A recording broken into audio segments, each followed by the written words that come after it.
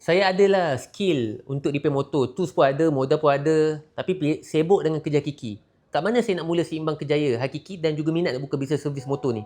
Perlukah saya korbankan kerja hakiki saya? Mohon pandangan coach. Oh, best soalan ni. Okay, so simple. You kena faham dua benda ni je. Yang pertama, kita kena tahu tentang diri kita. Contoh, dulu saya pelajar cemerlang, dapat straight A dan sebagainya. Tapi pada waktu sama, saya juga berjaya buat bisnes berjuta-juta. Kenapa? Sebab saya tahu diri saya ni seorang yang multitask. Bukan semua orang dilahirkan multitask. You have to know. Seriously. Sokong tak? Bukan semua orang dilahirkan boleh belajar gila-gila, pada waktu sama buat bisnes gila-gila. 7.30 pagi, belajar sampai pukul 9 malam. Pergi tuition bagi mak nenek. Tapi pada waktu pukul 12 hingga pukul 3, saya fokus bisnes. 3 pagi.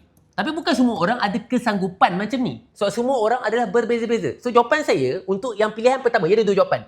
Pilihan pertama, boleh you buat serentak, tapi you kena pandai untuk time management and you punya mindset mesti aku multitask. Kerja hakiki tanggungjawab aku untuk aku melaksanakan sebab aku kerja bawah orang. Yang kedua, aku ada bisnes aku sendiri.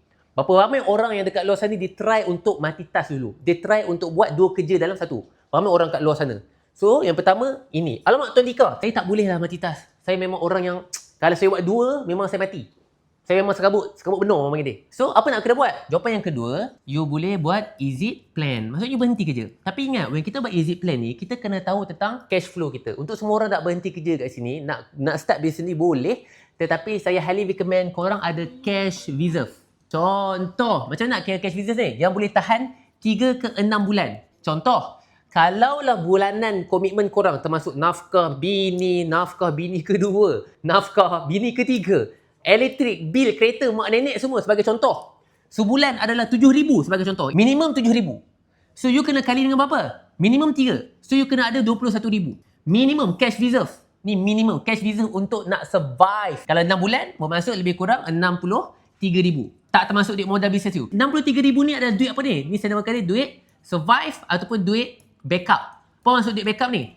Kalau you punya bisnes tak menjadi dalam masa 6 bulan ni, you boleh lagi commit nak survive you punya komitmen hidup you.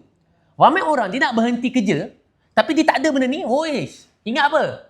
Bisnes ada risiko tak jadi. Ramai orang ingat aku stop tak apa. Aku berani mati punya. Aku redha tawakal. Alhamdulillah baguslah tauhid dia tinggi. Tapi kita kena faham, nak tawakal juga tapi kita kena ada backup plan. In case tak jadi, tu kita kena ada backup plan. That's why untuk orang nak berhenti macam you kata tak boleh nak multitask, boleh exit plan. Persoalan dia, ada tak cash reserve yang boleh 3 ke 6 bulan yang boleh support monthly commitment you yang tak termasuk duit modal. Contoh, you ada 100,000 cash reserve. 40,000 adalah untuk duit bisnes, 60,000 untuk survive. Then you can stop. Boleh stop je. Bukan saya nak suruh korang